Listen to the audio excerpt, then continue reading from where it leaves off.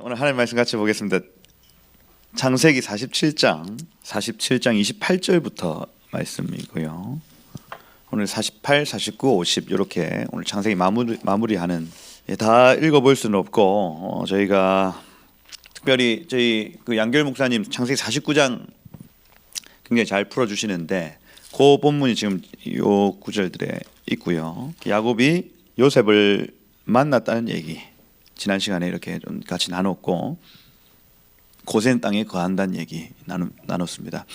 그래서 이 지난 시간은 나가시 그 바이가시라고 해서 그 유다가 요셉에게 가까이 갔더니 이스라엘이 야곱이 그 고센 땅으로 돌아오는 일들, 구속사가 완성되는 일들이 나타나더라.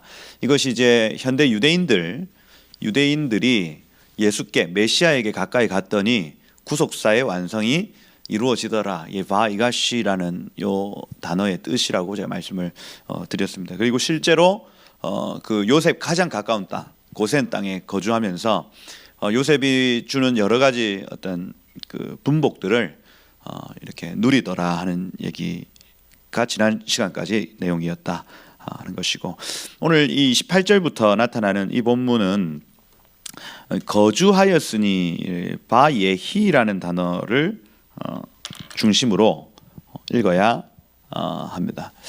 그래서 이 바하면 아까 그리고 예히 이렇게 하면 요거는 뭐 없어도 되는 거고요. 하야라는 단어예요. 하야. 그래서 본래 거주하다라는 단어는 샤칸이라는 단어를 씁니다. 샤칸이라는 단어를 쓰는데 머무르다 거주하다. 쉐키나, 지금 여기 쉐키나 홀이죠. 쉐키나 이렇게 하면 거주하는 장소. 그 쉐키나 홀 하면은 성령께서 거주하시는 곳, 이렇게 쉐키나 샤칸이 진행이 되는. 보통은 거주하다를 샤칸으로 써요. 근데 여기서 지금 이 거주하다라는 단어를 하야라는 단어를 사용합니다. 하야는 거주하다라는 단어가 아니고 하야는 숨쉬다, 살아있다 이런 의미입니다. 하야, 숨쉬다. 하야 무슨 뜻이라고요? 숨쉬다, 살아있다 이런 뜻입니다. 그래서 야곱이 살았으니 예전에 야곱이 숨을 쉬었다 이렇게 표현하죠. 우리가 그래서 아까 요셉이 지난 시간에 요셉이 보낸 마차를 보고 야곱이 네페시 하야, 야곱의 혼이 루아흐가 하야했다, 숨쉬었다 하는 표현을 지난 시간에 우리가 봤습니다. 그리고 야곱은 계속해서 살았다 하는 의미예요. 살았다. 야곱의 영이 살았다. 야곱이 17년 동안 살았다. 그죠? 거주했다라는 단어를 잊으시고 살았다는 개념을 가지셔야 하겠다 하는 거죠. 야곱이 살았다. 그래서 그 관점으로 보셔야 하겠다. 그러니 여러분, 예수를 만나면, 메시아를 만나면 사람이 영원히 삽니다. 요겁니다. 그죠? 요게 이번 주 주제의 말씀이라 할 수 있어요. 여러분, 죽었습니까? 살았습니까? 살았죠. 그죠? 그냥 내가 이렇게 그냥 만져진다고 살아있는 게 아니라 예수를 만난 자는 살아있다는 개념이에요. 예수를 만나지 못한 자는 만났어도 잠들었거나 만나지 못한 자는 죽은 상태라는 거예요. 다시, 여러분, 이 땅의 존재들은 세 상태로 구분됩니다. 세 가지 상태예요. 첫 번째는 예수를 만나 살아있는 사람, 예수를 만났지만 잠들어 있는 사람, 그리고 예수를 만나지 못하고 죽어 있는 사람. 사람은 총 세 단계로 지금 나누어져 있어요. 그러면 우리의 상태가 예수를 만났지만 잠들어 있는 상태인가, 예수를 만나 이 생명을 누리는 상태인가, 예수를 만나지 못하고 내가 죽어 있는 상태냐, 우리가 봐야 한다는 거예요. 사람의 영과 혼과 육이 있죠. 그죠? 영혼 육이 있습니다. 짐승에게 여기까지 있죠. 혼육이 짐승에게 있다 말씀을 드렸습니다. 개도 여러분들 때리면 화냅니다. 그죠?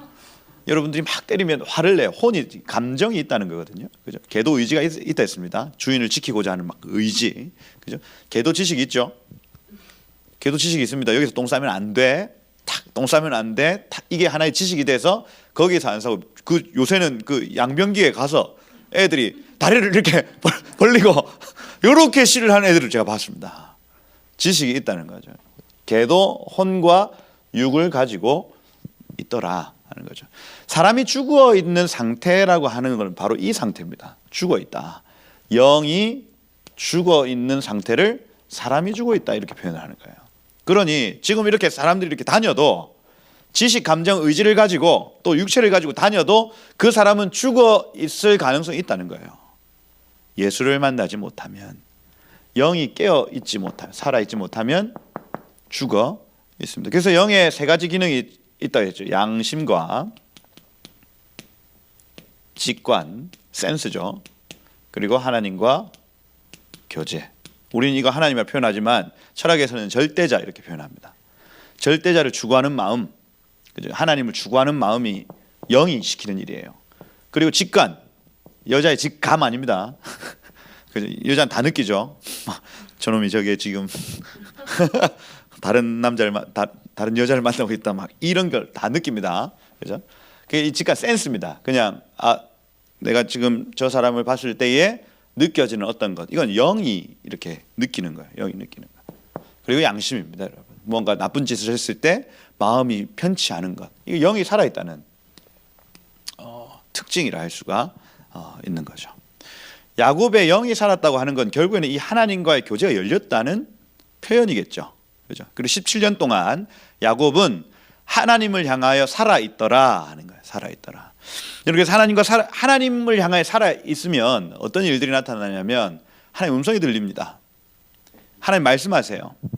근데 그건요 막 터무니없는 얘기들이 아니라 앞으로 일어날 일들에 대한 하나님의 어떤 구속사, 그리고 아버지의 마음, 또 한 영혼을 향한 마음, 이런 것들이 막 부어짐으로 내 옆에 있는 이웃을 더 사랑하게 되고 하나님을 더 추구하게 되는 일들이 영이 살아있을 때 나타나는 일들이에요.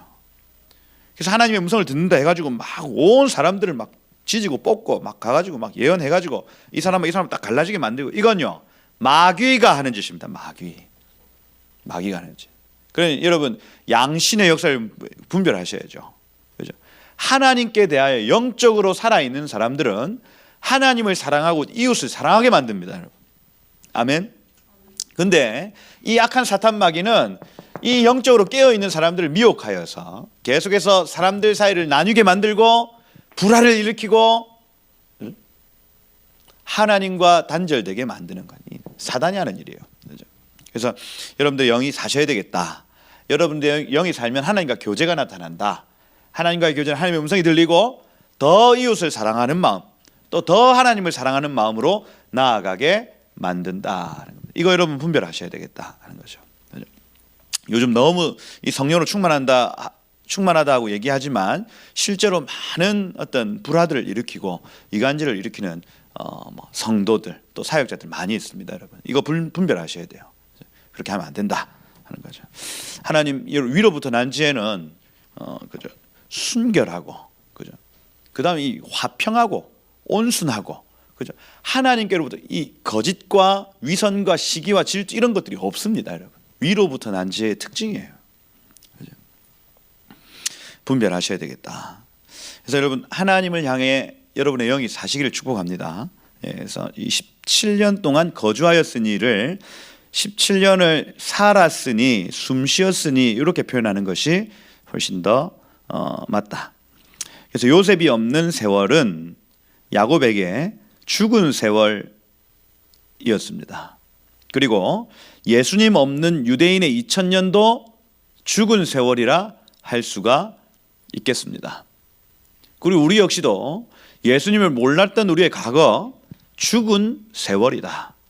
그런데 예수님을 안 이후로부터는 살아있는 세월이다. 기억이 되는, 생명책에 기록이 되는 시간들로 바뀌는 것입니다. 그래서 총 세 가지 관점으로 여러분 보셔야 됩니다. 첫 번째는 이 요셉이 없는 야곱의 관점에서 야곱의 세월은 죽었다. 두 번째는 유대인, 예수가 없는, 메시아가 없는 유대인들의 2000년은 죽었다. 세 번째, 여러분의 삶에 예수가 없는 시간은 죽은 시간이다. 이 세 가지 관점으로 이 본문을 보시면 구속사적으로도 보이고 여러분의 삶에도 이렇게 적용을 하고, 그렇죠? 그리고 이 그 문맥 안에서도 아 야곱이 죽었다 살아났구나 이렇게 보셔야 하겠다. 그래서 여러분 신학교에 가도 그 성경 해석 방법을 가르칠 때에 가장 먼저는 그 화자의 배경을 먼저 하는 거예요. 그러니까 성경에 나와 있는 이 인물의 감정과 이 인물의 어떤 상황을 묘사하는 것이 가장 먼저입니다. 그리고 그걸 이해하는 게 먼저예요. 그러고 이제 적용이거든요. 근데 여기 지금 서구의 신학교 같은 경우에는 하나를 빼먹습니다. 그죠? 우리에게 바로 적용을 해버리는 거죠. 근데 여기서 이제 구속사적 적용이 필요하죠. 그러니까 우리에게 바로 적용하는 거 말고 유대인의 충만한 수와 이방인의 충만한 수와 유대인의 남은 자에 대한 적용을 하고 그 이후에 여기 우리에게 적용을 하는 것입니다. 총 세 단계로 성경은 반드시 본문을 한번 딱 봤을 때 본문 자체를 한번 풀고 그 다음에 구속사적으로 한번 풀고 그 다음에 적용을 하는 것이 맞습니다. 그 다음에 총 세 단계로 풀어야 한다 하죠. 그래서 요 본문을 읽을 때도 그렇게 본문 안에 그 다음에 구속사적 그리고 내 안에 적용 이렇게 보셔야 하겠다. 그래서 요셉이 없는 세월은 죽은 세월이었다 야곱에게. 그리고 예수님이 없는 세월 유대인에게 예수님이 없는 세월 2000년은 죽은 세월이었다. 이게 창세기 27장 28절부터의 요 토라 포션의 내용이다 하는 거고요. 요 책하고 같이 읽는 선지서를 보면 열왕기상 2장 1절에서 12절입니다.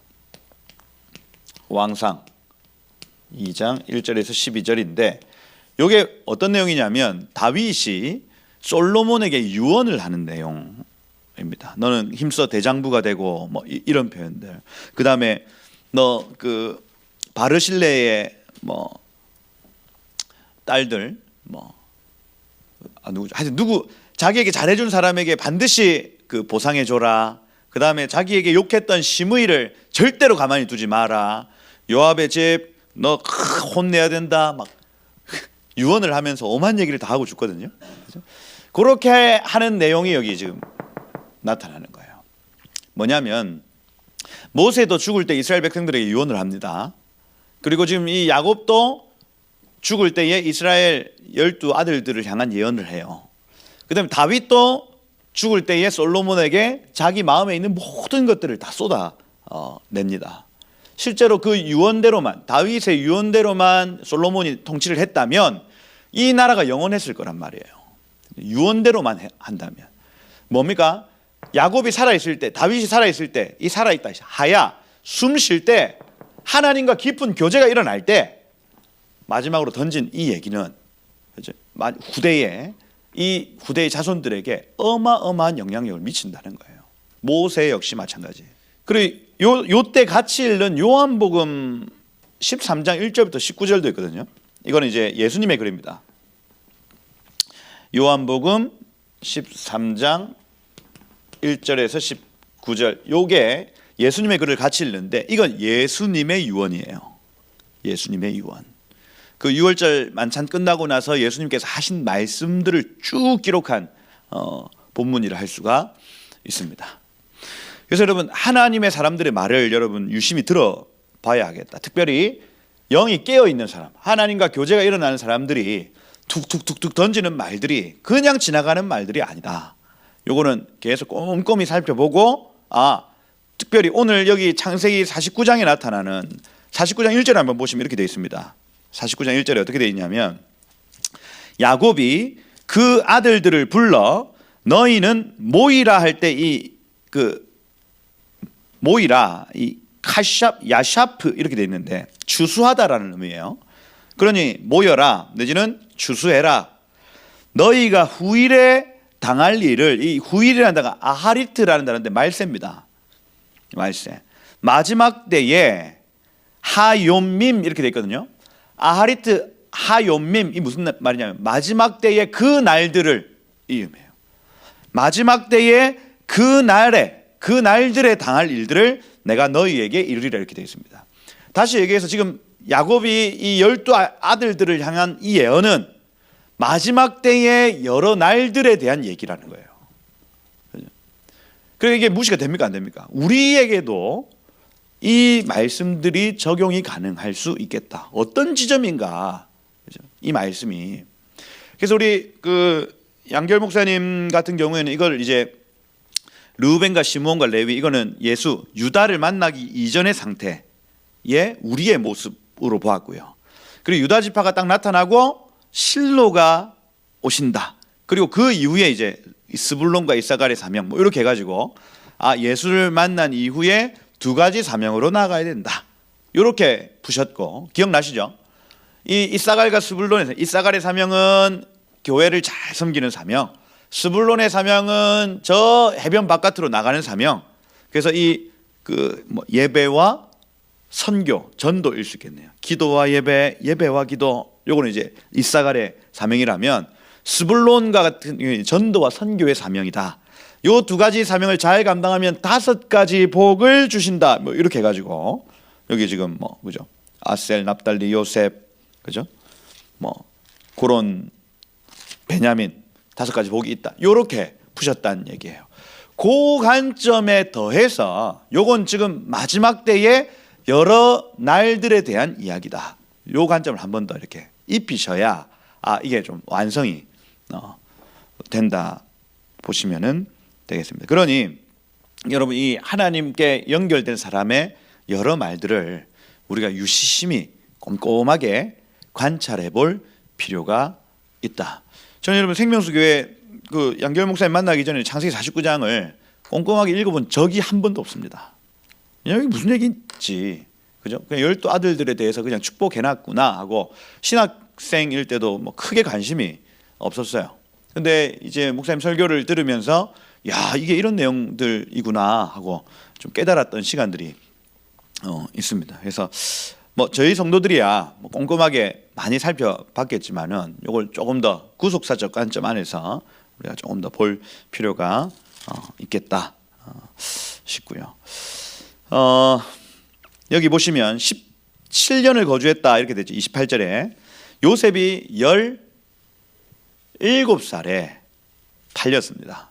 그리고 이 요셉과 마지막에 함께 거했던 야곱의 일수가 17년이에요. 17년. 이거를 이제 제가 그 게마트리아라고 17이라는 숫자를 이렇게 17, 이 토부의 숫자가 그러니까 17은 토부의 숫자입니다. 토부의 숫자.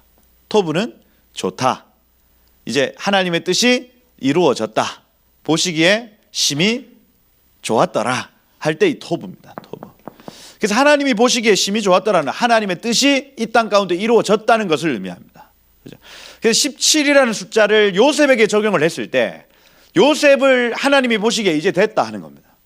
그러니 애굽으로 던져버리죠. 애굽으로. 그리고 여기 지금 야곱이 17년을 거주하였더니 살았다 하는 것은 야곱의 이 17년 동안의 삶은 보시기에 심히 좋았더라 이겁니다. 좋았더라. 그래서 이 토브 17년이다. 그 알파벳 제가 말씀을 드렸죠. 데이트라는 이 단어는 숫자 9를 의미하고요. 제가 저번에 한번 설명을 했는데 그죠?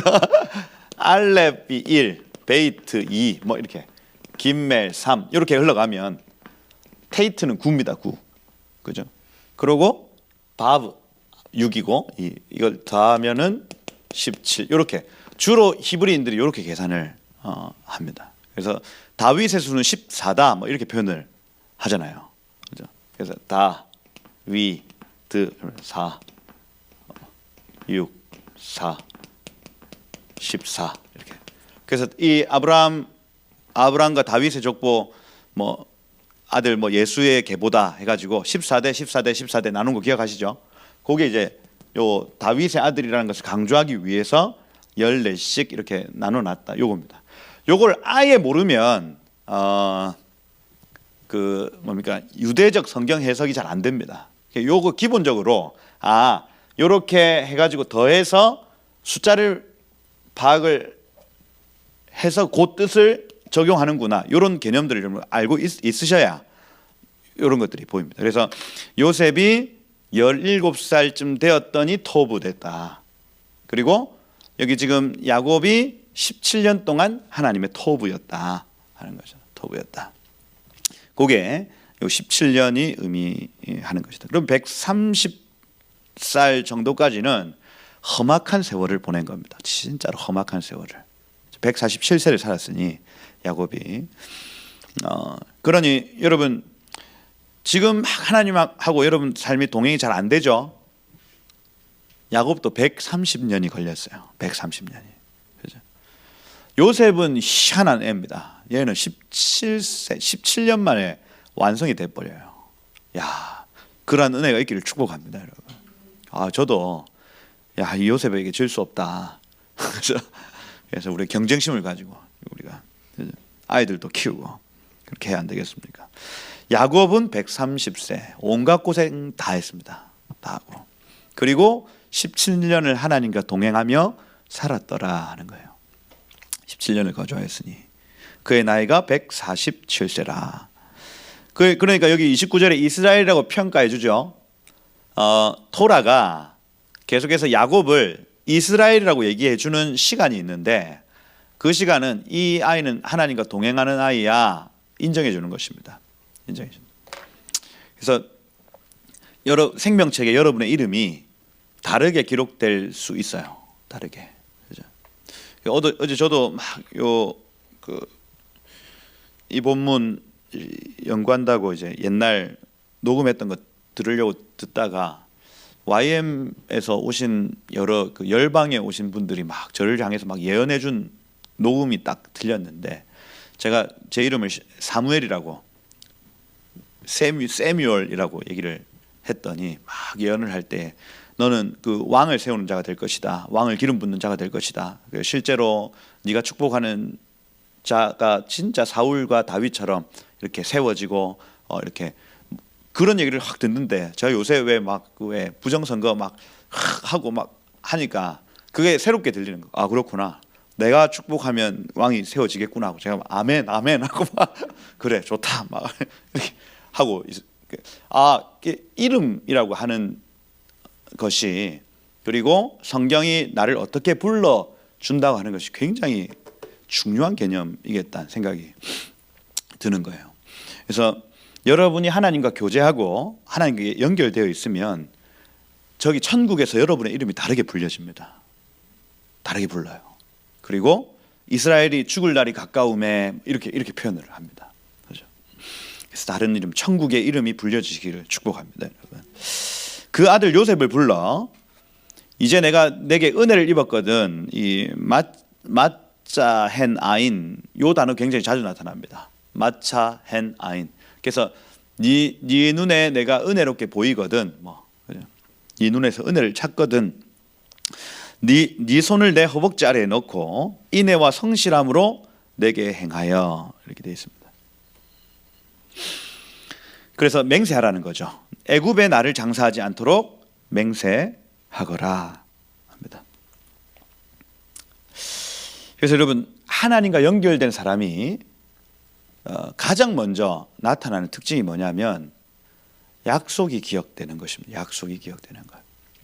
하나님의 약속을 기억하는 것 이거예요. 그래서 애굽에 장사하지 말고 나를 가나안 땅에 장사해라. 요 부탁을 합니다. 큰 민족을 이루겠다. 이게 여러분 야곱이 지난 시간에 애굽 땅으로 내려갈 때 확증이 한번 있었어요. 왔습니다. 그죠? 네가 저 땅에 내려가서 큰 민족이 저 땅에서 이루어질 것이다. 이 약속을 받고 내려온 거예요. 근데 그 약속을 받을 때 동시에 받은 것은 다시 너가 이 땅에 묻히게 되리라. 네 자손이 다시 이 땅 가운데 돌아오게 되리라. 이 약속을 하나님께 받고 애굽 땅으로 내려갔습니다, 여러분. 그러니 하나님과 연결되어 있는 사람은요, 계속해서 하나님이 하신 약속을 기억하는 특징을 가져요. 특징. 여러분이 하나님과 연결되어 있다고 할 때에 첫 번째 특징이 나타나는데 하나님의 약속을 기억하는 것입니다. 하나님의 약속. 이걸 제가 저희 아이들하고 막 토라 포션 막 이렇게 할 때에 우리는 두 가지 약속을 기억하면 됩니다. 첫 번째는 구약, 두 번째는 신약입니다. 구약은 오신 예수님에 대한 얘기, 예수님 오신다 하는 거 실제로 왔고요. 구약은. 신약은 오실 예수님에 대한 얘기입니다. 다시 오신다는 것이에요. 그래서 구약의 성도들은 우리의 입장에서는 오신 예수님을 믿는 사람들이요, 신약의 성도들은 오실 예수님을 믿는 사람들입니다. 그래서 구약의 성도들은 그 처음 오실, 그죠, 초림하실 예수님을 믿기 때문에 번제를 드렸거든요. 번제를 드리면서 늘 십자가에 달리실 어린 양을 기념하며 살았어야 됐습니다, 여러분. 그것만 있으면은 이 사람들을 언약 백성이라고 표현을 해요. 너 언약 백성, 너 언약 백성. 누가요? 번제 드리는 사람이요. 그죠? 번제 드리는 사람. 신약은요, 오실 예수님을 기다리는 사람들이에요. 오실 예수님. 이 오실 예수님을 기다린다는 표현은요, 결국에는 천국 복음이 온 민족에게 증거되기 위하여, 그죠? 온 세상에 전파되리니 그제야 끝이 오겠다. 예수님 언제 오시냐? 온 세계 만방에 복음이 전파되어지면 그때 주님 오신다. 이걸 믿는 사람들입니다, 여러분. 그러니 이 일을 관심하고 이 일에 우리의 시간과 자원을 쓰고 이 일에 우리가 계속해서 우리의 삶을 내어드리는 삶이 곧 오실 예수를 기다리는 삶이에요. 구약 성도들은 뭐 했다고요? 약속을 기억하면서 번제를 드렸다. 신약 성도들은 약속을 기억하면서 뭐 했다고요? 전도와 선교를 감당하더라, 이겁니다. 전도와 선교. 그러니 여러분, 이 약속을 기억한, 영이 살아있을 때 나타나는 첫 번째 특징은 약속을 기억하는 것입니다. 약속을. 아브라함이 큰 민족이란 약속을 받았어요. 그건 내 자식이 많아진다는 개념이 아닙니다. 내 민족 중에 메시아가 나겠다 하는 믿음이에요. 내 아들 중에 메시아가 나겠다는 믿음입니다, 여러분. 그죠? 그래서 이 큰 민족 할 때는 메시아에 대한 기다림입니다, 여러분. 가나안 땅 할 때는 여러분 그냥 내 땅 100평, 200평 내 집이 있겠구나, 이게 아닙니다. 메시아가 오실 땅에 대한 개념이에요. 다시. 약속을 기억하는데 지금 아브라함, 이삭, 야곱은 큰 민족에 대한 약속을 받았습니다. 내 자식들이 많아질 거야. 자식이 많아지면 행복합니까? 힘들겠죠. 힘듭니다. 그죠? 2 이상 되면 힘들어요. 힘든데 자식이 많아지겠다, 이 기쁨이 아니라 내 아들 중에, 내 자손 중에 메시아가 날 것에 대한 믿음이에요. 가나안 땅 1000평, 10,000평, 100,000평, 10,000,000평 땅이 내 땅 될 것이다가 아니라 메시아가 오실 땅을 내가 받겠구나, 내가 그곳에 서겠구나 하는 믿음입니다. 여기 지금 이스라엘이 약속을 기억하고 뭐라고 하냐면, 나를 애굽 땅에 장사하지 마라. 내가 유업을 얻은 땅이 이 땅이 아니라 저 가나안 땅이다. 그리고 메시아가 오실 땅은 이 애굽이 아니라 가나안 땅이다. 이걸 가르치는 겁니다. 영이 깨어있는 사람이 약속을 가르치는 거예요. 30절에 봐도 그렇습니다. 내가 조상들과 함께 눕거든 너는 나를 애굽에서 메어다가 조상의 묘지에 장사해라. 이 가나안 땅을 사모하는 마음이 그의 마음 가운데 있는 거예요. 약속을 기억하는 자의 그 길을 갑니다. 그 맹세를 시키죠. 31절에 보면 맹세해라, 맹세합니다. 그러니 이스라엘이 침상머리에서 하나님 앞에 경배했습니다.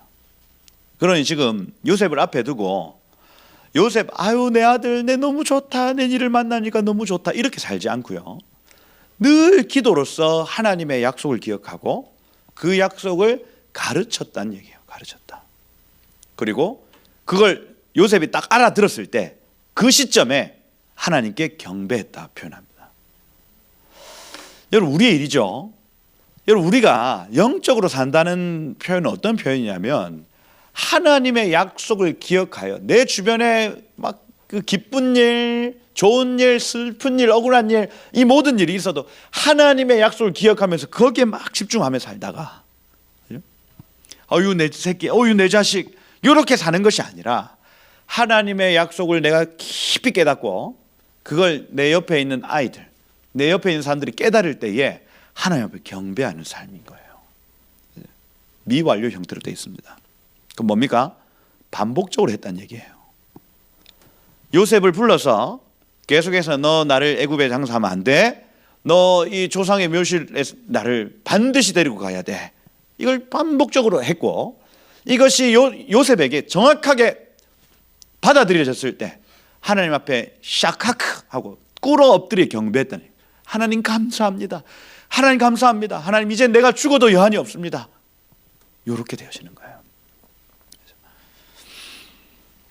아버지의 말씀대로 행하리이다. 하나님께 경배하는 얘기. 이 47장의 끝에 이렇게 나타납니다. 그러니 아비의 신앙과 이 아비의 꿈이 아버지의 약속이 자녀에게로 흘러갔을 때에 아버지는 하나님께 경배하고 자녀는 그 꿈, 그 약속을 이행하겠다고 결정하는 이 놀라운 비전을 지금 보고 있는 겁니다. 이렇게 여러분 신앙이 전수되어져요. 아브라함에게서 이삭에게로, 이삭에게서 야곱에게로, 야곱에게서 요셉에게로 계속해서 신앙이 전수되어져 가더라 하는 거죠. 이러면 여러분 우리 승리합니다. 이게 제대로 있으면 승리해요. 그죠? 이게 아무것도 아닌 것 같아요. 막 1000만 명이 반응하지 않아도 여기 지금 요셉이라는 한 아들이 반응했을 때에 그 유업은 흘러가도록 되어 있습니다. 그죠? 그러니 여러분 교회에 많은 사람이 필요한 것이 아니에요. 우리 다음 세대 중에 많은 아이들이 필요한 것이 아닙니다. 정말 하나님의 꿈에 미쳐 있는 한 사람이 필요한 것이고 한 아이가 필요한 거예요, 여러분. 그러면 일은 되어지도록 되어 있습니다. 그렇죠? 된다. 이 일 후에 48절에 보니까 8장에 보니까 이 일 후에 아버지가 병들었다 소식이 들립니다. 그러고 두 아들 므낫세, 에브라임 데리고 갑니다. 그러니까 어떤 사람이 야곱에게 말합니다.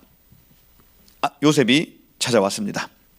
이스라엘이 이 힘도 없었나 봐요. 힘을 내어 침상에서 일어나 이렇게 되어 있습니다. 그런데 거의 죽을 때가 다 됐다는 얘기인 거예요. 침상에 앉아. 그 요셉에게 또 얘기하죠. 뭐라고 하냐면 이전에 내가 가나안 땅 루스, 어딥니까? 루스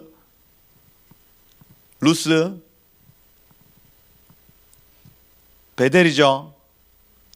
루스 땅 곧 베델입니다. 베델. 하나님의 집에서 전능하신 하나님이 내게 나타나사 복을 주시며, 이 원어로 하면 내게 나타나사가 라아로 되어 있기 때문에 나에게 보여주셨다 하는 겁니다. 루스 땅에서 엘샤다이의 하나님이 나에게 보여주신 것이 있다.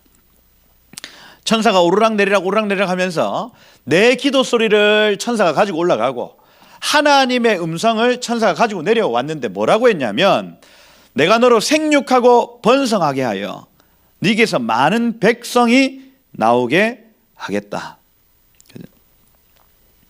그리고 내가 이 땅을 내 후손에게 주어 영원한 소유가 되게 하리라.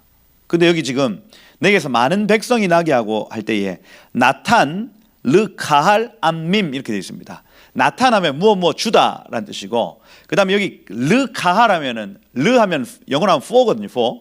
뒤에 카할 하면은 에클레시아입니다. 그래서 내가 주겠다. 누구누구를 위하여, 교회를 위하여, 암밈, 내 백성을. 이렇게 됩니다. 다시. 베델에서 하나님이 야곱에게 하신 약속이 있는데 어떤 약속이냐면 내가 내 교회를 위하여 내 민족을 너에게서 보내겠다. 이 얘기예요. 이게 야곱이 베델에서 받은 하나님의 음성입니다. 내가 내 교회를 위해서 너에게 민족을 줄 것이다. 이 얘기예요. 그렇구나. 온 교회를 위해서 하나님이 선물로 주시는 민족이 우리 민족이구나. 이걸 깨달았습니다. 그리고 이 선물은 유대인을 의미하는 것이 아니라 결국에는 창세기 3장 15절에 나타나는 그 여자의 후손 메시아를 예표하고 있는 것입니다. 교회를 위해서 하나님이 우리 민족 중에 한 사람 예수 그리스도를 주시겠구나. 이게 베델에서 딱 보여진 하나님의 음성이었습니다. 그리고 내가 이 땅을 네 자손에게 후손에게 주어 영원한 소유가 되게 하리라. 이 나탄 에트 하아레츠 이렇게 되어 있습니다. 그래서 이 나타나면 주다, 에트 하면 무엇을, 하아레츠 그 땅을 너희에게 줄 것이다. 메시아가 나타날 땅을 소유하게 될 것이다 하는 겁니다. 그래서 여러분, 예수님은 어느 민족에서 납니까? 중국인? 我是什么? 중국 사람이에요, 예수님이? 아니죠. 전 세계 이제 70개의 민족이 있다고 성경은 표현을 하는데 70개의 민족 중에 유대인에게서 난다는 개념. 이게 큰 민족의 뜻입니다. 그럼 전 세계 저기 아이슬란드에 주님이 다시 오십니까? 어디 뭐 그린란드, 핀란드, 덴마크 어디예요? 그 땅이거든요. 가나안 땅으로 다시 오신다는 얘기입니다. 그것을 너에게 그 민족을 주고 그에게 그 땅을 주어서 그 일을 예비하게 하겠다는 거예요. 유대인들은 의미가 그겁니다, 여러분. 결국 주의 오심을 예비하는 민족인 거예요. 근데 이거 버렸죠. 유대인들이 예수님이 오셨습니다. 십자가에 달아라, 십자가에 못 박아라 이렇게 해버립니다. 버렸더니 그 촛대가 이방인들에게 옮겨져서 지금 우리가 그 일을 하고 있는 거예요. 우리가.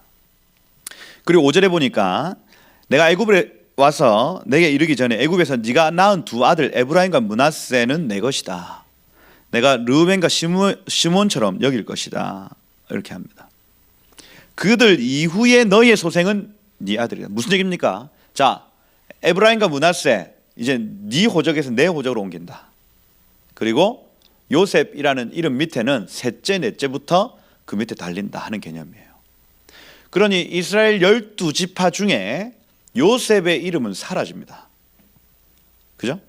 그리고 므낫세와 에브라임이 들어가고 요셉이라는 이름의 그 혈통은 그죠? 그 다음 아들들 이건 기록도 안 됩니다. 기록도.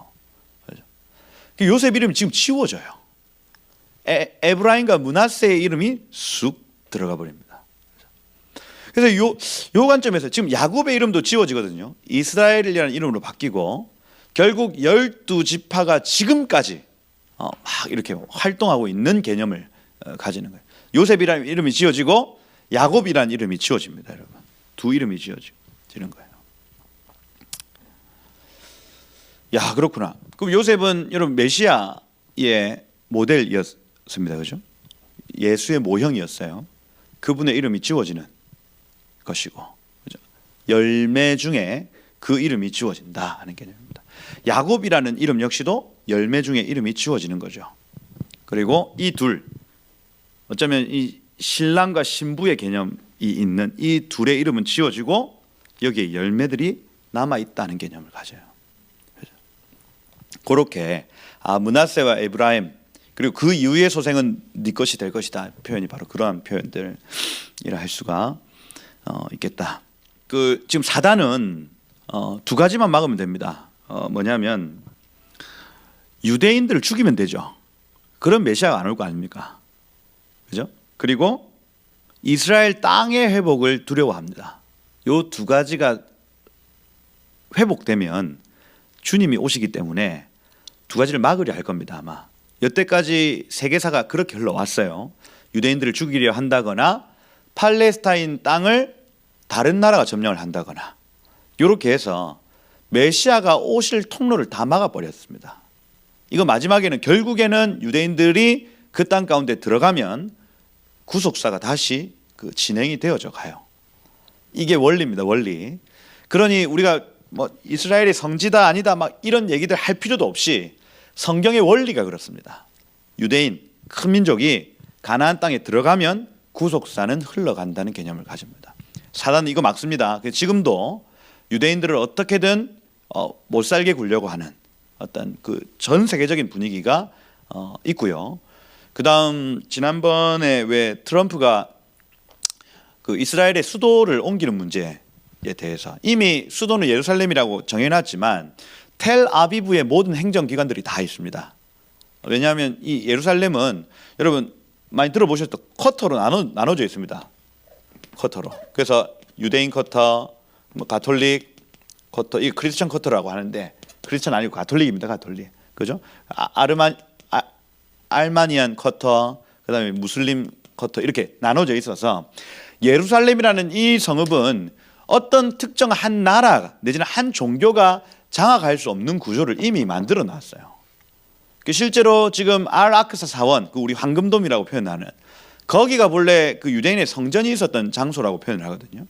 거기에 지금 제3성전을 짓니 많이 뭐 지금 이렇게 하고 있는데 거기에 지으려면 짓겠습니까? 전쟁 납니다. 전쟁. 실제로 그 이스라엘의 어떤 그 샤론 총리나 이런 사람들이 대속죄 이래. 이스라엘에서 대통령은 왕을 뜻하고 총리는 대제사장적 성격을 가집니다. 그래서 이스라엘에는 총리도 있고 대통령도 있거든요. 그래서 이 대통령은 왕의 어떤 그 뭐 외교나 이런 데 좀 집중을 하고 여기 대제사장의 직무를 총리가 가지고 있다고 봅니다. 지금. 그래서 이 뭐 나탄야후나 그다음에 샤론 총리 이런 사람들이 대속죄 일에 여기를 올라가려고 했단 말이에요. 예전에 올라가려고 했 전쟁이 납니다. 그죠? 대속죄 일에 총리가 여기 성전에 있는 성전뜰에 들어가면 이거 뭡니까? 제사를 드리겠다는 어떤 그 의지입니다. 의지. 그죠? 종교적 행위로 보기 때문에 무슬림들이 가만히 있지는 않아요. 그래서 일촉즉발의 어떤 그 상황 가운데 예루살렘이 있기 때문에 여기 수도지만은 수도 역할을 못 하고 있다가 트럼프가 이제 여기를 수도로 인정을 해버리고 거기에 동의하는 사람 다 O 누르고 거기에 반대하는 사람 X 눌려라 해가지고 유엔에서 한번 OX 한번 눌렸다 아닙니까? 그죠? 그때 완전히 쫙 이스라엘 편에 선 나라와 그 이스라엘 반대편에 선 나라가 쫙 반으로 쫙 갈라졌습니다, 여러분. 그래서 막 온두라스, 무슨 파라과이, 우리가 이름도 잘 모르는 나라들은 이스라엘 편에 서고 우리나라 어떻게 했을까요? 당당하게 X X 눌러버립니다. 그리고 그 세계 여러 나라 한 170개국이 이 일을 반대하고 이스라엘은 이스라엘의 땅이 아니다. 그러니까 이스라엘 국가의 땅이 아니다고 찍어버리죠. 그렇죠? 그럼 여러분 땅의 회복, 이스라엘 땅의 회복, 그 유대인들의 회복 이건요 사단이 가장 두려워하는 일이라 할 수가 있습니다. 여러분 이 관점으로 세계 어떤 흐름들을 보셔야 돼요. 지금 이 구속사가 이루어지기 위해서 하나님이 이 땅 가운데 또 그 민족 가운데 행하시는 일들이 있는데 이게 지금 제대로 이루어지는가 이루어지지 않는가. 사단이 마지막으로 막 발아가는 게 눈에 보일 겁니다 아마. 그죠? 홀로코스트와 같이 유대인들을 막 죽이려는 어떤 사단의 시도들이 분명히 있어요. 우리 그때 배웠잖아요. 라반이 있고 에서가 있다. 그죠? 마지막 구속사의 가장 끝에는 에서가 확 두렵게 하는 영이 지키고 서 있기 때문에 온갖 짓을 다 할 겁니다, 여러분. 다 한다. 그래서 이스라엘 편의 선자들도 같이 핍박받을 수 있습니다. 과거 홀로코스트 독일이나 폴란드에서의 상황들 보시고 그다음 그 뭡니까?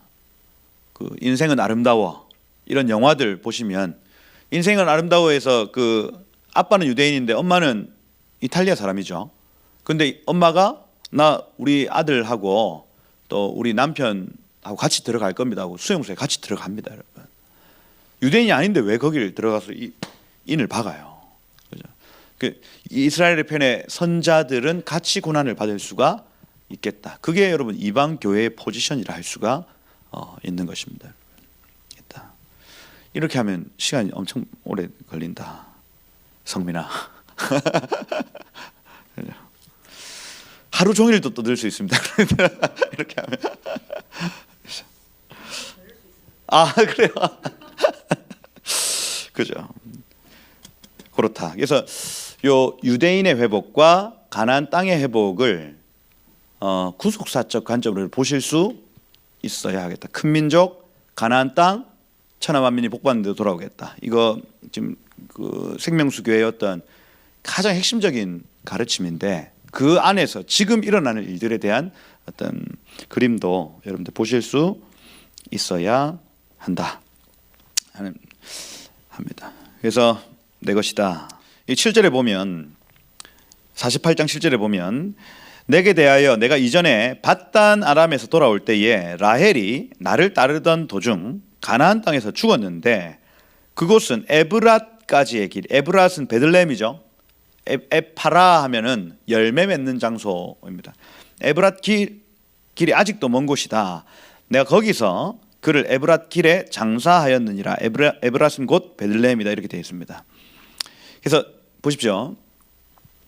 두 아들 내 아들이야 얘기를 하고 그 이후의 소생은 이제 네 거야 얘기를 했습니다. 그거에 덧붙여서 얘기하는 게 에브랏 길에서 라헬이 죽었던 이야기를 지금 하고 있는 거예요. 열매가 터지는 장소입니다.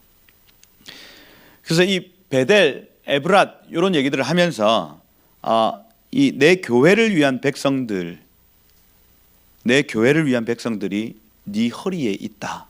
그리고 므낫세와 에브라임은 내 허리에서 난 자들이다. 왜 이 말이 중요하냐면 야곱의 다른 아들들보다 므낫세와 에브라임, 특별히 에브라임이 받은 복이 굉장히 큽니다. 에브라임. 북이스라엘을 나중에 에브라임이라고 표현을 합니다. 북이스라엘이 아수르에 의해서 BC 722년도에 망하는데 이 에프라임은 온 세계로 흩어집니다. 흩어져 버려요. 지금 끝에 야곱의 혈통으로 접붙임 받은 므낫세와 에브라임, 그 중에 오른손으로 축복받은 에브라임이 전 세계로 흩어진다는 개념을 가져요. 지금 우리입니다. 우리 에브라임이에요. 그리고 열매 맺고 있는 중입니다. 에프라임, 파라라는 단어입니다. 열매 맺고 있는 중이다. 온 열방이. 그렇죠? 그리고 나중에 나타나는 에브라임을 향한 복, 우리의 복입니다, 여러분. 이방 교회의 복이라고요. 8절에 보니까 이스라엘이 요셉의 아들들 보고 묻습니다. 누구냐? 요셉이 제 아들들입니다 합니다. 내 앞에 데리고 와라. 내가 그들에게 복 주겠다. 근데 10절에 보니까 이스라엘 눈이 나이로 말미암아 어두워서 할 때 이 가바드, 적혀있는 가바드, 가바드 하면은 무겁다라는 뜻입니다. 그리고 보십시오. 이게 소경이 되었는지 아니면 실제로 눈꺼풀이 무거워서 눈이 안 떠졌는지 모르겠습니다. 무슨 표현인지 모르겠는데 하여튼 가바드 하면은 무겁다라는 뜻이에요. 후자일 가능성이 있을 수 있죠. 기운이 몸을 가눌 기운도 없을 뿐 아니라 눈꺼풀을 떠지지 않는 거예요. 떠지지. 이게 떠지는 안 떠져요. 그러니 희미하게 보이는 차원도 아니에요. 눈을 아예 뜰 수가 없는 상황인 겁니다. 그 기운조차 없는 상황. 어두워 보지 못하더라. 무거워 보지 못하더라. 요셉이 두 아들을 이끌어 나가시죠. 가까이 가게 하고 아버지 앞으로 나아가게 하니 이스라엘이 그들에게 입맞추고 그들을 안고 뭐라고 하냐면 내가 네 얼굴을 보리라고는 생각하지 못하였는데, 이 생각하다라는 팔날이거든요. 팔날. 중보입니다. 중보. 내가 이 일을 기도하지 못했다. 내가 네 얼굴 보게 해달라고 한 번도 기도를 해본 적이 없었다. 그런데 보라, 희내 하나님이 너의 아이들까지 보게 하셨구나. 이 모든 게 하나님의 은혜라고 기록하고 있습니다. 나 이거 기도해 본 적도 없고 이거 하나님이 나에게 선물과 같이 주신 것이다 하는 거죠. 이게 구원하심이 보좌에 앉으신 우리 하나님과 어린 양께 있습니다 하는 고백이에요. 나의 의지, 나의 기도 이거 없었고 오직 하나님이 나에게 베풀어 주신 은혜다 하는 거예요. 그 요셉이 아버지의 무릎 사이에서 두 아들을 물러가게 하고 땅에 엎드려 절합니다. 그리고 오른손으로는 에브라임, 이 요셉의 오른손으로 에브라임을, 그죠? 이스라엘의 왼손을 향하게 하고, 왼손으로는 므낫세를 잡고 이스라엘 오른손을 향하게 하고, 그림으로 그려보면 이렇게 요셉이 있으면 오른손이죠. 왼손입니다. 여기 에브라임이죠. 에브라임, 그죠? 여기 므낫세. 여기 야곱이 이렇게 있습니다. 야곱은 여기가 오른손이죠. 여기가 왼손입니다. 이렇게 된다는 거예요. 그죠? 가까이 가게 했더라. 보십시오. 얘네들이 지금 축복을 받을 때 요셉의 오른손과 요셉의 왼손, 야곱의 오른손과 야곱의 왼손, 둘이 동시에 지금 축복하는 거예요. 이게 이해가 되십니까? 얘 오른손이 지금 에브라임에 있고 얘 지금 왼손을 향해서 했는데 이 야곱이, 눈치 없는 야곱이 이렇게 해버립니다. 이렇게 해버려요. 이렇게. 그러니 RR이 되는 거죠. LL이 되는 겁니다. 므낫세에게, 에브라임에게 야곱과 요셉과 야곱이 동시에 오른손으로 축복한다는 개념을 가집니다. 이게 일부러 그렇게 적어놨어요. 여기 지금 요셉이 자기 오른손으로, 요셉이 자기 왼손으로 야곱의 오른손, 야곱의 왼손에 붙이려고 했더라. 이겁니다. 그죠? 이 두 사람 나중에 이름 없어진다 했어요. 그죠? 그러니 요 사람들은 축복의 주체를 알 수가 있습니다. 축복의 주체. 우리에게 복을 빌어주는 사람들. 그죠? 축복의 주체들. 오른손으로 한다. 그죠? 가까이 가게 하매 이스라엘이 오른손을 펴서 차남 에브라임의 머리에 얹고 왼손을 펴서 므낫세의 머리에 얹으니 므낫세는 장자라도 팔을 엇바꾸어 할 때 이 엇바꾸어가 샤칼이라는 단어입니다. 샤칼. 이 샤칼, 신중하다, 통찰하다, 지혜롭다, 총명하다 이렇게 되어 있습니다. 분별을 의미하죠. 신중하게 분별하여서 내 오른손을 어디에 얹을지를 보는 겁니다. 에브라임. 이거 요셉이 와서 뭐라 하죠? 아버지, 야가 장자입니다. 야한테 오른손 펴세요. 안다 아들아, 나도 안다 하면서 계속 이렇게 해서 축복을 하는 겁니다. 그죠? 뭔가 분별됐다는 얘기입니다. 하나님이 보여주신 게 있어요. 왜요? 아까 하나님과 교제가 일어났기 때문에 함부로 오른손을 갖다 얹지 않습니다. 그러면 오른쪽, 왼쪽 이게 무슨 의미냐? 그죠? 요거에 대해서 여러분 아셔야 되겠죠. 성경에서 오른쪽이 의미하는 게 뭐냐, 왼쪽이 의미하는 게 뭐냐 하는 거예요.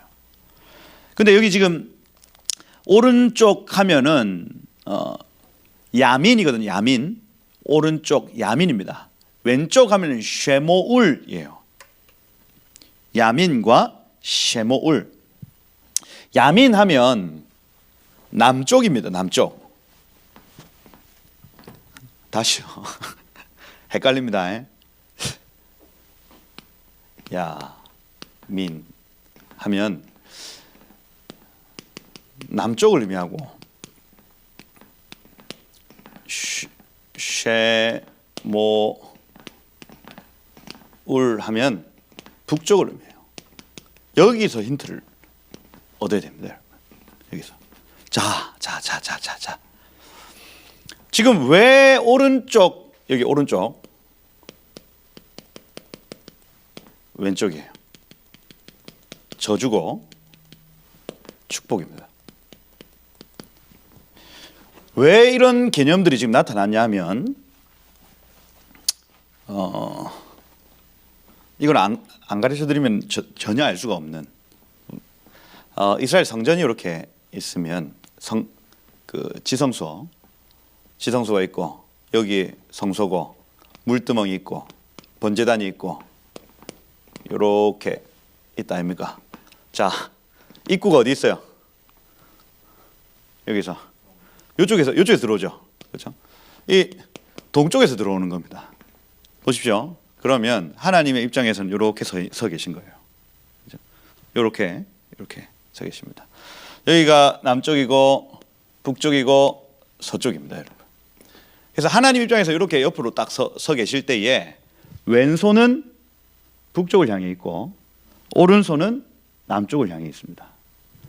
주로 예루살렘 성벽의 북쪽에서 대적이 쳐들어오면 대적들이 올 때 북쪽으로 와요. 이 지금도 다메섹 문에서 가장 많은 살인 사건이 나타납니다. 지금 예루살렘의 성문도 마찬가지. 그 남쪽은 뭐냐면 애굽을 위시하여 우방이 밑에서 올라와요. 이 얘기입니다. 그러니 성전을 돕는 자의 개념을 가지고 성전을 회파하는 자의 개념을 가지는 겁니다. 하나님 입장에서 쉐모울, 왼손은 대적 싸워야 되는 손입니다. 하나님 입장에서 오른손은 도와야 되는 손이에요. 이해가 됩니까? 그러니 그거를 지금 우리의 손으로 상징해 놓고 있는 겁니다. 왼손은 무슨 손? 대적하고 싸우는 손. 오른손은 무슨 손? 도와야 되고 지원하는 손인 거예요. 알겠습니까? 그러니 요걸요, 하나님 입장에서의 어떤 그 상징으로 이스라엘이 계속 성경에서 그렇게 계속 쓰입니다. 하나님의 왼손, 이건 늘 대적과 싸우는 손이다. 하나님의 오른손, 이건 늘 이 이스라엘을 도우는 손이다. 요 개념을 가집니다. 그러면서 실제로 이 오른손과 왼손의 이 축복의 어떤 그 기능이 다 달라요. 이렇게 한다. 뭐 지금은 의미가 있겠습니까? 뭐 있을 수도 있고 믿음대로 될 것이다. 오른손으로 축복한다, 이 개념. 왜? 하나님의 오른손이 축복의 손이기 때문이다. 그렇죠? 그렇다고 막 목사님이 왼손으로 막 기도해 주시는 거에 막 마음 어려워하지 말고, 그렇죠? 그럴 수 있다. 그래서 오른손이다. 그 개념을 꼭 아셔야 되겠다. 그래서 전도서 10장 2절에 보면 지혜자의 마음 오른쪽에 있고 음해자의 마음 왼쪽에 있다. 그죠? 마태복음 25장 33절에 양은 오른편에 염소는 왼편에. 요 개념 자체가 전부 다 요런 개념들에 속한 거예요. 그래서 예수님이 우파시냐? 그죠? 지혜자의 마음은 오른쪽에 있다. 그렇구나. 이러면서 막, 그죠? 그게 아니라 이게 요런 그 성소의 어떤 위치상의 그 흔적들이 야민과 쉐모울이라는 단어로 이렇게 보여졌다 보시면은 되겠다. 그래서 이 약속이 지금 누구에게 흘러가냐? 오른손으로 에브라임에게 축복을 하는 거예요. 누가 예수 그리스도의 오실 길을 예비하는가? 에브라임에게 기름을 이렇게 붓는 장면인 거예요. 그리고 축복합니다. 그죠? 아브라함과 이삭의 하나님, 나의 하나님이, 여기 지금 나의 출생으로부터 지금까지 나를 기르신 하나님, 이 표현들이 중요하죠. 옛날에는 이 표현 못했습니다. 야곱이. 그죠?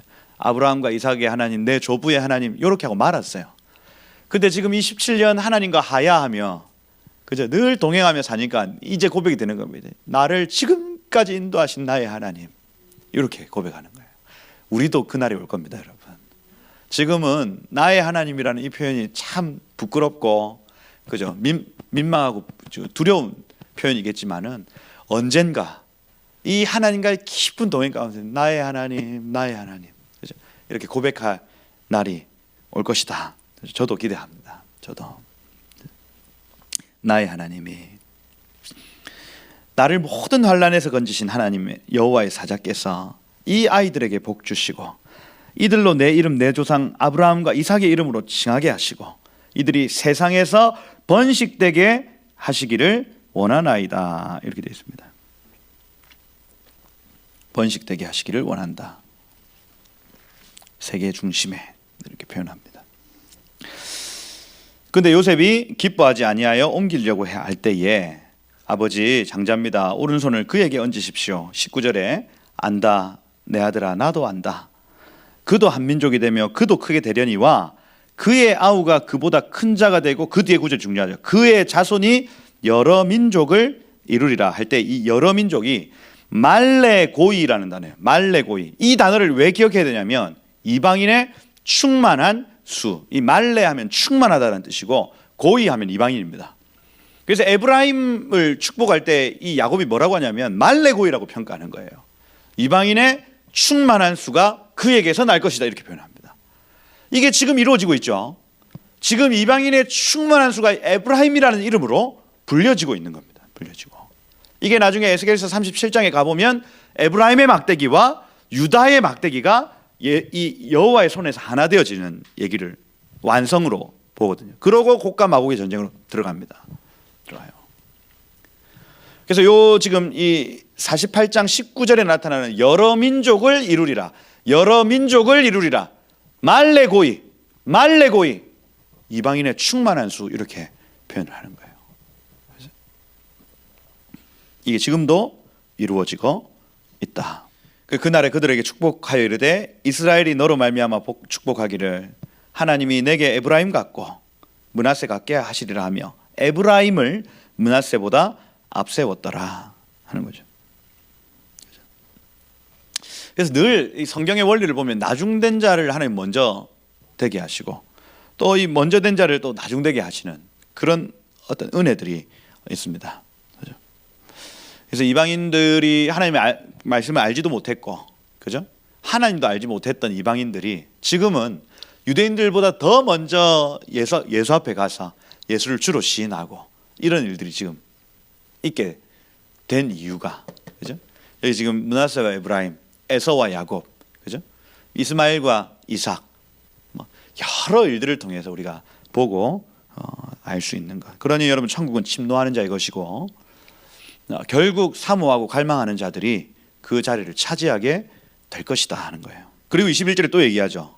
너희를 인도하여 너희 조상의 땅으로 돌아가게 하실 것이다. 그죠? 내가 너희에게 세겜 땅을 더 주었나니, 그죠?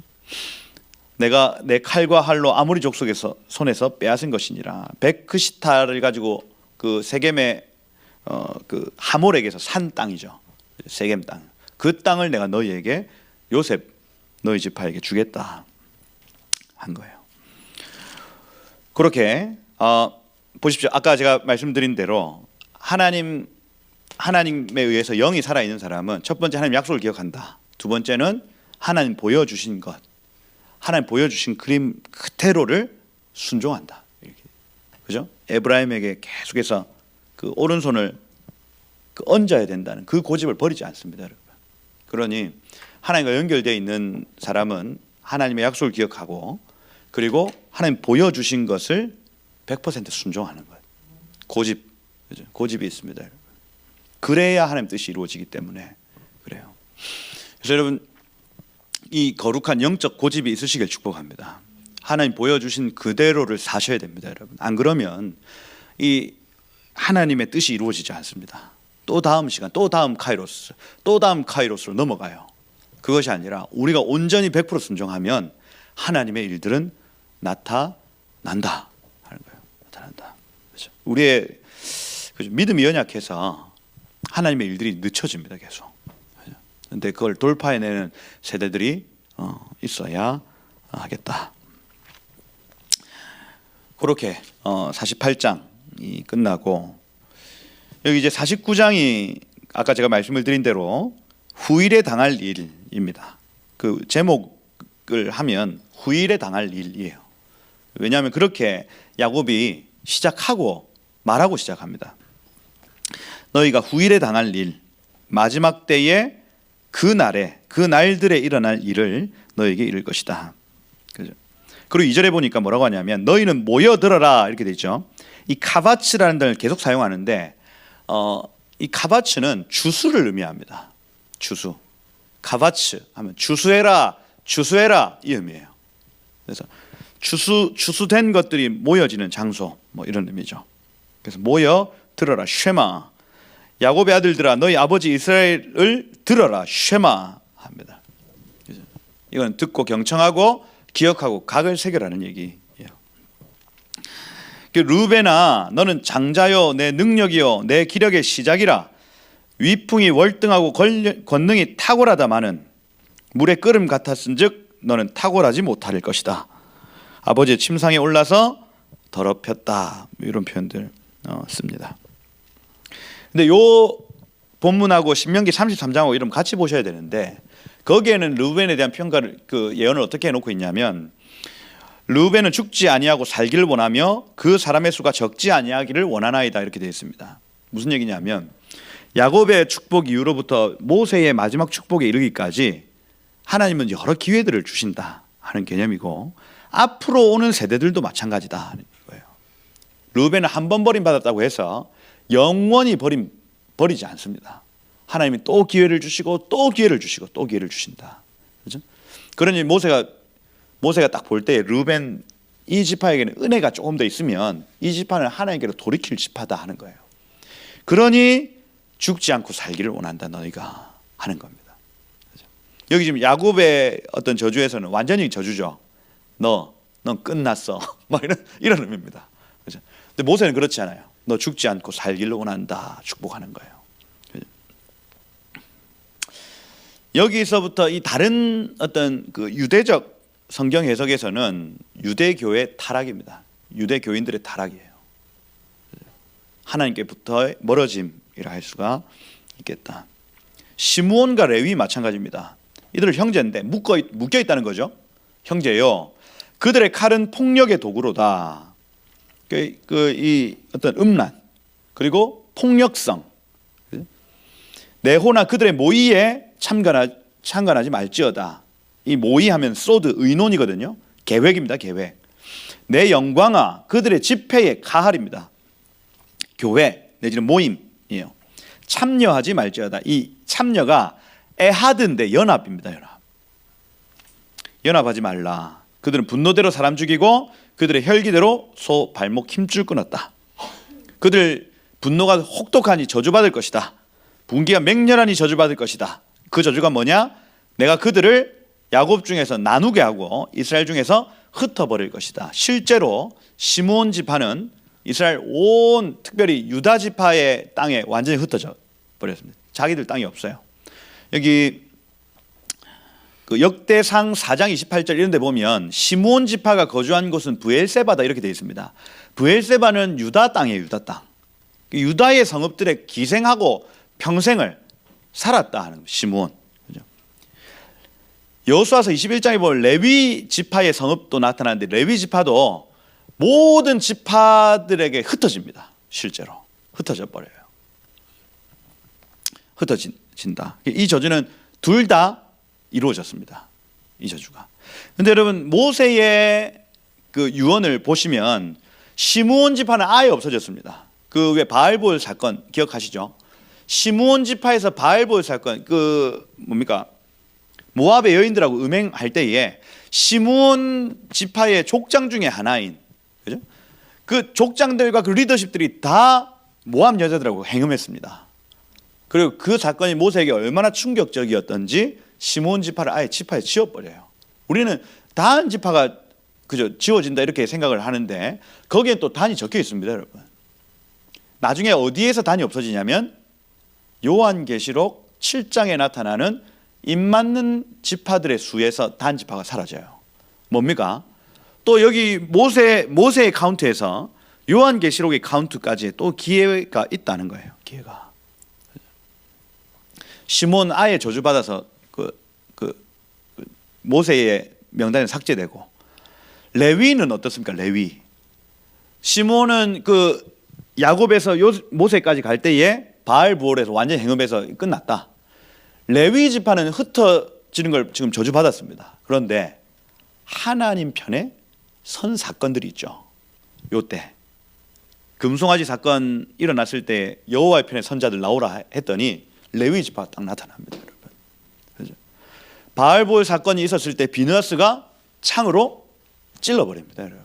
그러니 그때 이제 신명기 33장 8절부터 나타나는 얘기가 어떤 얘기냐면, 그는 그의 부모를 돌보지 않고 그의 형제를 돌보지 않고 그의 자녀를 돌보지 않고 하나님 편의 선자들이다, 이렇게 평가합니다. 그러니 인간적인 어떤 감정이나 인간적인 어떤 관계보다도 하나님이 훨씬 더 소중해요라고 고백했던 자들이다, 이렇게 얘기를 해요. 그리고 그들에게 내가 내 율법을 맡긴다 하는 겁니다. 저주받았습니다. 그런데 하나님 편에 섰더니 그들이 회복되고 오히려 이 이스라엘 12지파 중에서 가장 중요한 지파들로 세워졌다는 얘기를 하고 있는 거예요. 그러니 여기 지금 여기에서 끝나지 않는다. 그러니 보십시오. 영적인 세계가 열린 사람의 말은 굉장히 중요하다 했습니다. 그런데 시간이 지나고 또 선포되어집니다. 시간이 지나고 또 선포되어집니다. 우리에게 기회가 있다는 얘기입니다. 이게 예언의 확장성이에요, 여러분. 예언의 확장성. 한 번 들은 예언이 그대로 이루어진다. 그럴 수도 있고 아닐 수도 있다. 왜? 하나님은 이 공의의 하나님이시지만은 은혜와 긍휼의 하나님이시기 때문에, 그죠? 계속해서 우리가 어떻게 하나님을 향해 어떻게 대하느냐에 따라서 그 예언이 계속해서 역전되어지거나 확장되어지거나, 그죠? 축소되어지거나 한다는 거예요. 그 유다가 이제 이 메시아의 모형이죠. 유대인들이 타락했지만 유다 지파가 등장한다는 개념을 가집니다.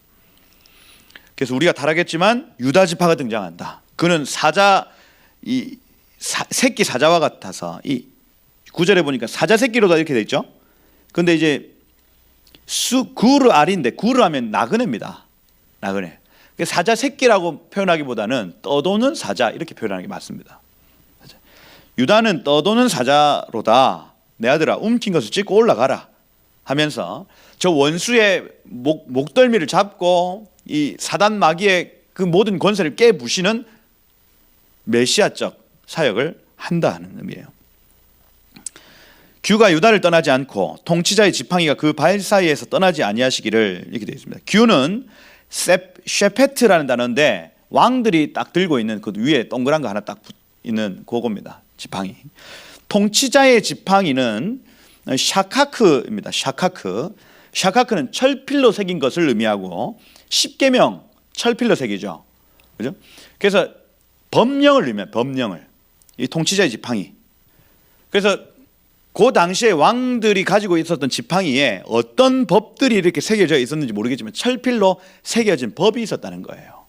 그래서 만약에 요거를 들이밀면 용서받을 수 있다, 뭐 이런 걸 적어놨겠죠. 그러니 아하수에로 왕이 이 호를 에스더에게 들이미는 것, 거기에 법령이 분명히 적혀 있습니다. 그겁니다. 그거 철필로 새긴 것을 의미해요. 그죠? 그래, 이 지팡이만 있으면 뭐든 가능한 겁니다. 뭐든. 누굴 용서할 수도 있고 누굴 죽일 수도 있는 겁니다. 이게 통치자의 지팡이가 의미하는 것이에요. 그죠? 이 지팡이 누가 들고 계십니까? 지금 온 세상 만국을 다스리는 예수님이 들고 계시는 겁니다. 그분이 용서하면 용서가 되는 것이고, 그분이 정죄하면 정죄가 되는 것입니다. 여러분, 그 발 사이에 있다. 그 발 사이에. 떠나지 아니하기를 실로가 오시기. 실로는 샬롬이죠. 샬라라는 단어는 100% 채워지다라는 의미입니다. 99%는 샬라가 아니에요. 샬롬이 아닙니다. 100% 채워진 상태를 샬롬이라고 하는 거예요. 자, 그러면 다윗은 실로입니까? 실로인데 100% 실로 맞습니까? 아닙니까? 아니죠. 실로의 통로입니다, 여러분. 진짜 실로이신 예수님의 모형이에요. 100% 아닙니다. 솔로몬이 실로가 될 수 있습니까? 없습니까? 이름은 샬롬입니다, 여러분. 샬롬은, 그죠? 100%다 하는데 이 사람도 모형이죠. 모형. 그리고 우리의 100% 영원한 왕이신 분은 누구십니까? 예수 그리스도. 그분이 참 샬롬, 평강의 왕이십니다, 여러분. 그죠? 평강의 왕이라는 뜻은 제가 지금 여기 여러분의 그 개념을 깨야 되는데, 평강의 왕은 이 평화를 주시는 왕이 아니고 100%의 왕이라는 거예요. 결핍이 없는 왕이에요. 평강의 왕, 샬롬의 왕은. 그죠? 그분은 부족함이 없다. 그죠? 그 실로가 오시기까지 하리니 그에게 모든 백성이 복종할 것이다. 그 왕이 오시면 11절부터 12절에 은혜를 주신다. 나귀를 포도나무에 맨다, 쉰다. 그 옷을 포도주에 빤다, 기쁨에 빤다. 그 복장을 포도즙에 빨 것이다. 기쁨에 취할 것이다. 그의 눈은 포도주로 인하여 붉겠고 그 기쁨으로 인하여서 행복하겠고 그 이는 우유로 말미암아 힐 것이다. 그 영적인 육적인 건강들이 우리 삶 가운데 막 찾아온다는 얘기를 하고 있는 겁니다. 그리고 스불론과 이사갈이 등장합니다. 해변에 거주하리니 그곳은 뱀에는 해변이라 그 경계가 시돈까지 이르러. 이 시돈은 이 찌돈 하면 낚시터입니다. 낚시터. 그 스불론의 사명은 낚시의 사명이죠. 사람 낚는 어부, 그죠? 낚시터로 나아가라, 열방으로 나아가라. 이게 이제 스불론의 사명입니다. 이사갈은 양의 우리 미시파트 해가지고 무더기입니다. 내지는 추수된 것을 의미합니다. 그래서 추수된 것 사이에 꿇어앉은 건장한 나귀로다 이렇게 돼 있죠. 그럼 무슨 얘기입니까? 스불론이 나가서 여러 추수를 해온 것을 쌓아놓은 장소에 누가 있다? 이사갈이 있다는 거예요. 그것을 지키고 보호하고 그것들을 응용하고, 그죠? 이렇게 요리하고 꿇어 앉은 건장한 나귀로다. 그래서 스스로 짐을 메고 앞제에서 섬기리로다 이렇게 돼 있죠. 그래서 이 하나님의 임재 안에서 그것들을 잘 양육하고 그 하나님을 섬긴다는 내용을 지금 여기에 담고 있더라. 그 신명기 33장에도 이사가리야 너는 장막에 있음을 즐거워해라. 스불론이야 너는 밖으로 나감을 기뻐해라. 이렇게 기록하고 있습니다.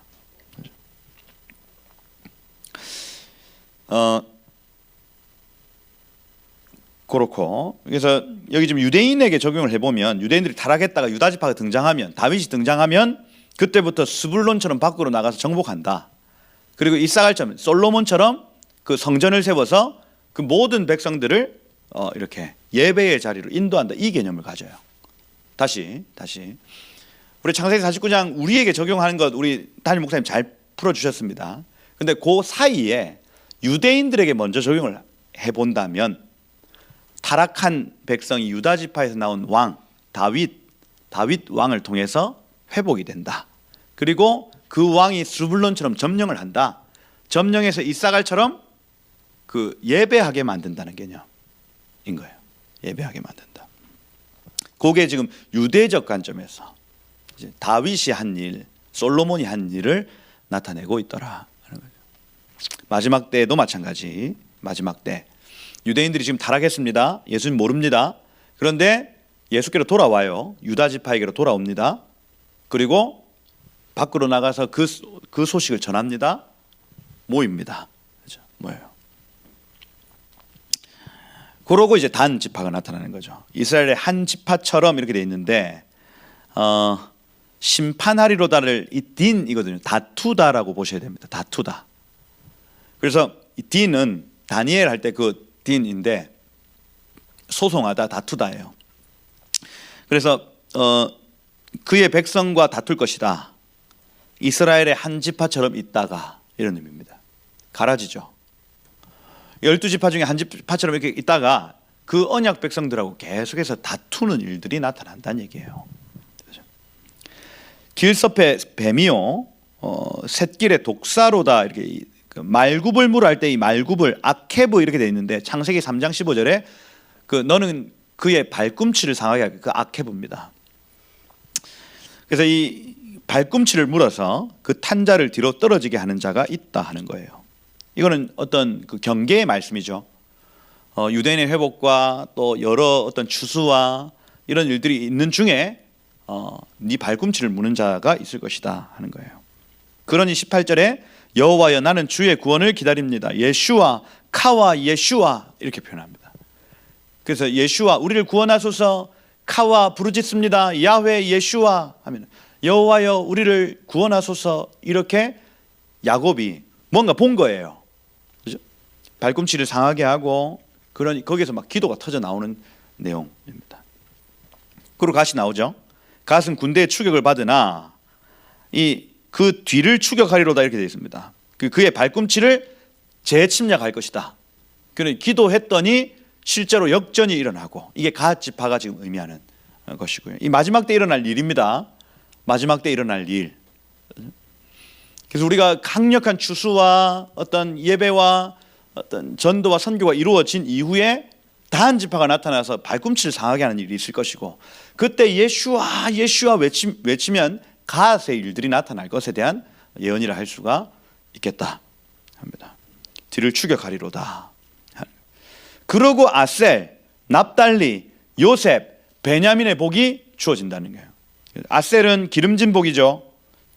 그 왕의 진미를 탐닉하고 어떤 그 어마어마한 풍요로움을 느끼는 때가 온다 하는 얘기. 납달리는 노인 암사슴이다. 영적인 노임이죠. 여러분의 영을 제일 힘들게 하는 게 뭡니까? 죄죠, 죄. 이 죄에서 이제 놓였다 하는 개념을 가져요. 그 날이 온다는 겁니다. 완전한 날. 그 완전한 날이 올 것이다. 납달리. 요셉의 복. 그죠?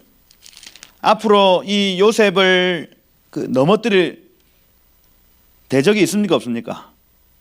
여기 지금 활 쏘는 자가 그를 학대하여 적개심을 가지고 그를 쏘았으나 요셉의 활은 도리어 굳세며 그 팔은 힘이 있으며, 그죠?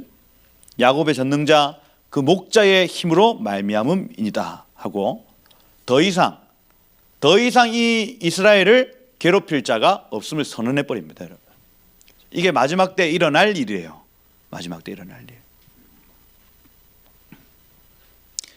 그리고 베냐민의 축복이죠. 물어뜯는 일이다. 아침에는 빼앗은 것을 먹고 저녁에는 움킨 것을 나눌 것이다 하고, 그래서 이 베냐민의 복은 마지막 때 이 분배, 모든 어떤 상급을 이 이웃들과 함께 나누고, 그죠? 마지막 때 큰 기쁨을 누리게 될 것에 대한 부분입니다. 신명기 33장에도 여호와의 사랑을 입은 자는 그 곁에 안전히 살리로다. 여호와께서 그를 날이 마치도록 보호하시고 그를 자기 어깨 사이에 있게 하시리로다. 영원한 안식 가운데 거하게 한다는 그 베냐민의 축복이 마지막에 딱 박혀 있는 거예요. 이게 마지막 때에 나타날 일들이다. 요걸 가지고 여러분 마지막 때 지금 어느 시점에 지금 있는가를 볼 수가 있습니다. 마지막 때에 여러 일들이 이렇게 이루어진다 하는 것이고, 그죠? 시간이 50장에서는 이 야곱의 죽음과 요셉의 죽음이거든요. 근데 여기 지금 50장 3절에 2절에 보면 미라로 만듭니다. 그 야곱의 시체를 향으로 처리하게 하면 이게 이제 하나트라는 단어인데 방부처리고 미라화입니다. 미라화 시키는 거예요. 이게 40일 정도 걸린답니다. 요 미라를 만드는데 40일 걸리고 애굽 사람들은 70일 동안 그를 위하여 애국했다 이렇게 되어 있습니다. 그래서 이 70이라는 숫자 이방인들의 구원의 숫자죠. 온 열방의 숫자입니다. 그죠? 그래서 이 야곱의 가족 70명, 바벨론 포로 생활 70년, 예수님의 파송 숫자 70명, 70이라는 숫자, 71을 애곡하였다 하는 것은 온 열방이 함께 울었다 하는 개념을 가져요. 그죠? 함께 울었다. 그리고 온 그 신하들 다 데리고 막벨라 굴로 갑니다. 가요. 가다가 도중에 10절에 보면 아다 타작마당에 이르러서 크게 웁니다. 거기서 7일 동안 애곡합니다. 요단강이거든요. 요단강을 건너기 전에 여기서 7일 동안 애곡하는 장면이 나타나요.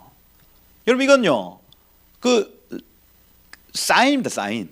요단강을 건넌다는 개념은 가나안 땅을 들어간다는 개념입니다. 그죠? 이거 여러분 모세가 들어갑니까? 못 들어갑니까? 못 들어갑니다. 그죠? 못 들어가요.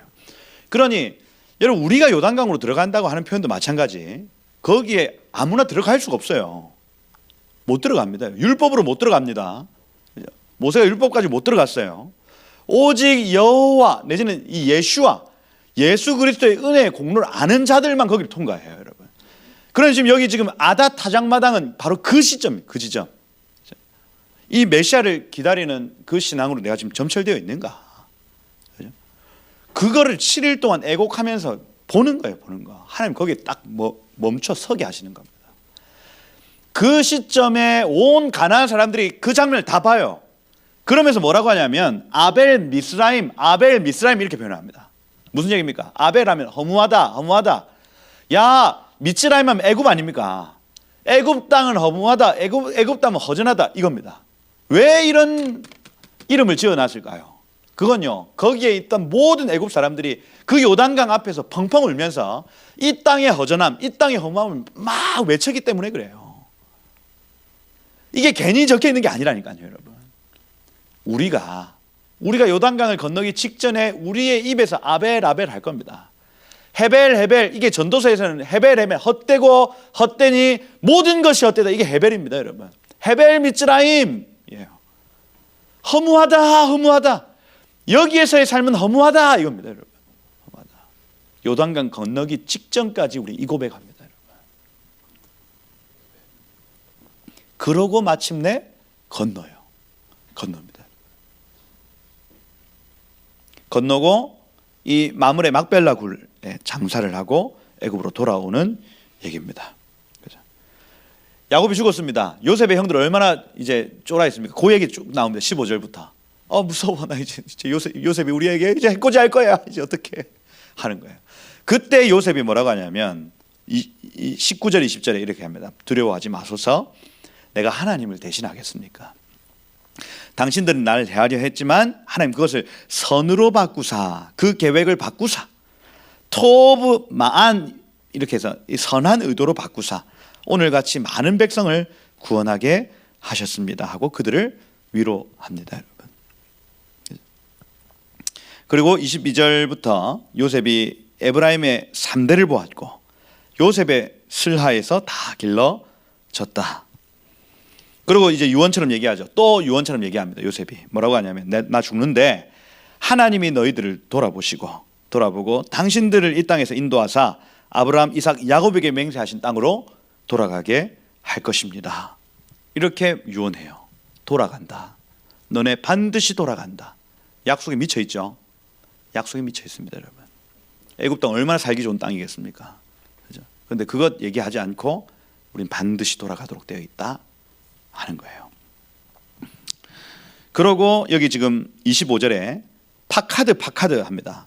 반드시 돌보시리니, 파카드는 계수하시리니, 그죠? 돌아보시리니, 방문하시리니, 당신들은 여기 내 해골 메고 올라가겠나이다. 실제로 여호수아서 24장 32절에 그 이스라엘 자손들이 요셉의 뼈를 세겜에 장사하는 내용이 여호수아서 24장 32절에 나타납니다. 왜 세겜 땅이냐? 그곳은 그리심산과 에발산이 있는 장소요. 복과 저주가 그대로 보여요. 그리심 하면 수풀이 우거진, 에벨하면 민둥산입니다. 똑같은 산이 동시에 이렇게 보이는데 하나는 민둥산이고 하나는 수풀이 우거진 산이에요. 거기에 요셉을 묻어버린 겁니다. 그죠? 그러니 이 땅에서 정말 하나님을 기억하고 약속을 기억하고 하나님의 뜻을 행하며 살다가 너희 복을 받거라. 거기에 딱 묻어버립니다. 그렇게 이 유언과 같은 말을 하고 이제 마쳤다 하는 거죠. 마쳤다. 살아있죠. 요셉도 지금 살아있는 겁니다. 하나님을 향해 살아있다 하는 거죠.